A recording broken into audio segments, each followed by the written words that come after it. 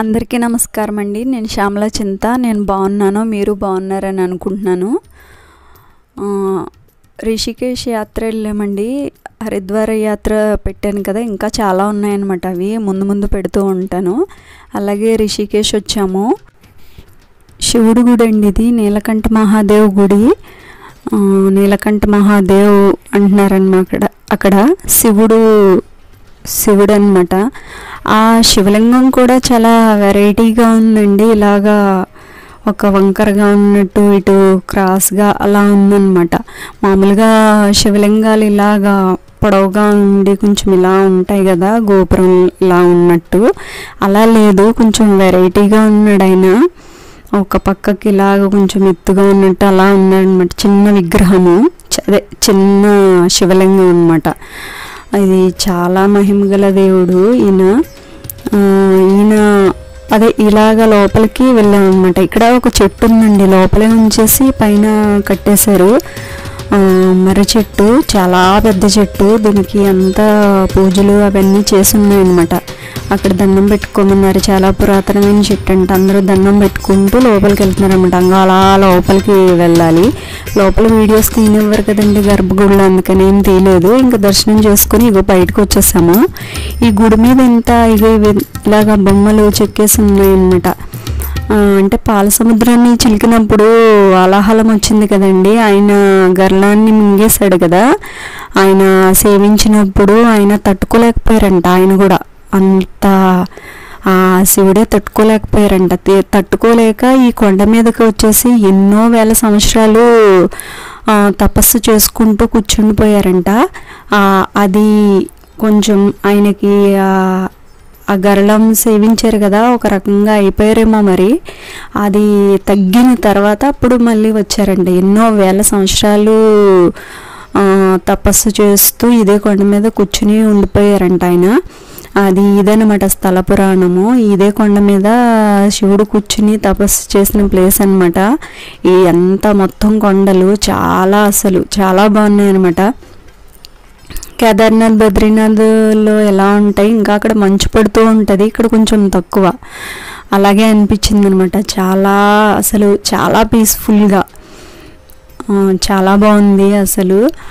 నాకు అసలే శివుడు అంటే చాలా ఇష్టం కాబట్టి నేను శివలింగం చూడంగానే ఆయన అంతటి శివుడు కూడా ఇంత బాధపడ్డా ఆ గర్లాన్ని మింగి. అంటే మన కోసమే కదండి ఆ గర్లం మొత్తం వచ్చేసిందంటే ఇంకా ప్రపంచం ఏమీ ఉండదు కదా, లోకం ఏమి ఉండదని చెప్పేసి ఆయనే సేవించారు. అంత దయామూర్తి అనమాట ఆయన. అదే ప్లేసు అని చెప్పి తెలియగానే నాకు చాలా ఇది అనిపించింది అనమాట. శివుడు కూర్చుని తపస్సు చేసిన ప్లేస్ అనమాట ఇదే అని చెప్పేసి నాకు అసలు రాబుద్ది అవ్వలేదు. కాకపోతే మాకు ఇంకా టైం చాలా తక్కువగా ఉంది కాబట్టి 2 డేస్లో ఈ మొత్తం అంతా చూసుకోవాలి కాబట్టి ఇంకా ఇలా వచ్చేసాము. కొంచెం దూరం నడవాలండి, ఒక 3 కిలోమీటర్స్ అన్నా కూడా నడవాలన్నమాట. ఆ పైకి వెహికల్స్ తీసుకురావట్లేదు అనమాట. పెద్ద మేము ఒక కారు, బస్సు లాంటిది మాట్లాడుకున్నాం కాబట్టి ఆ బస్సు పైకి అలౌ చేయలేదు. అక్కడే కిందే ఉంచేశాడు డ్రైవర్. అక్కడే ఉండిపోయాడు అనమాట. మీరందరూ వెళ్ళొచ్చేయండి అని చెప్పేసి అన్నాడు. అందుకని చెప్పేసి మేము అలా నడుచుకుంటూనే వెళ్ళాము, నడుచుకుంటూనే వచ్చాం. కొంచెం పెద్దవాళ్ళు ఇబ్బంది పడ్డారు, కాకపోతే తప్పదు కదండి. దేవుణ్ణి దర్శించుకోవాలంటే కొంచెం మనం ఓపిక తెచ్చుకుని మరీ చూడలేం కదా. ఇవి అస్తమాటు ఇలాంటి గుళ్ళుకి అది అస్తమాటు రాలేమండి. అది ఒక్కొక్కళ్ళమే కూడా రాలేము, ఇంతమంది జనం కాబట్టి. చాలా ఆనందంగా హుషారుగా చేసుకుంటూ వెళ్ళామన్నమాట. నడుచుకొచ్చే టైంలోనే మొత్తం కొండలు, లోయలు, సూపర్గా ఉంది వ్యూ అయితేను. అక్కడక్కడ ఆగిపోవడం, వీడియోలు తీసుకోవడం, ఫొటోస్ తీసుకోవడం అలా చేస్తూ ఉన్నాం అనమాట. చాలా మంచిగా అనిపించింది. మేమందరం బ్యాచ్ అంతా పిక్స్ దిగాము. తర్వాత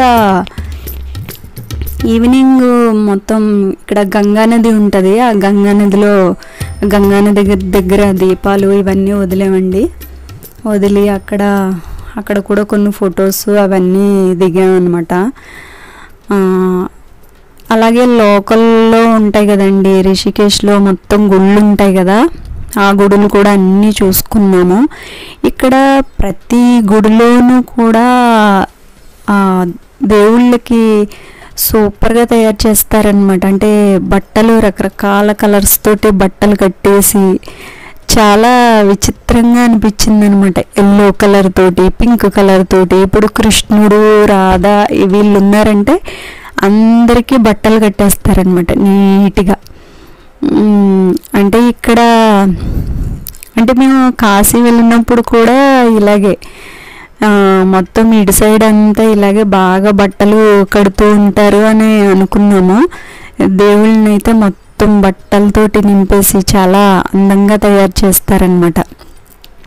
మేమందరం చాలా గుళ్ళు ఉన్నాయి చుట్టుపక్కల కూడాను. ఒక్కొక్క గుడి దగ్గర ఆగడము, ఒక్కొక్క గంట అలా చూసుకుంటూ వెళ్ళామన్నమాట. గుడులు కూడా కొంచెం మన సైడ్ గుడుల్లాగా ఉండవండి, అక్కడ విచిత్రంగా ఉన్నాయి కొంచెం.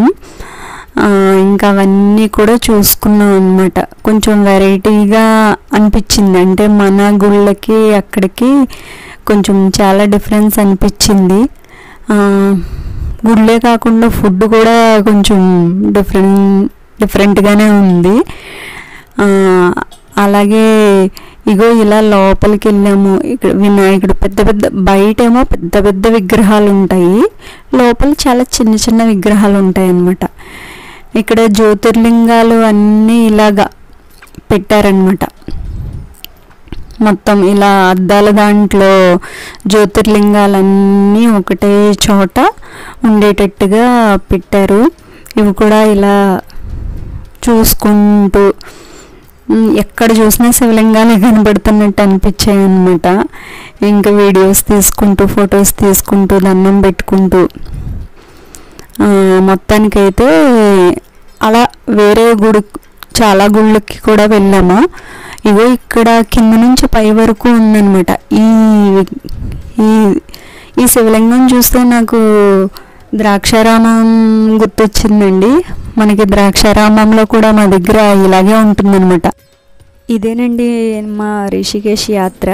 నచ్చితే గనక వీడియో లైక్ చేయండి, షేర్ చేయండి, సబ్స్క్రైబ్ మాత్రం తప్పకుండా చేసుకోండి.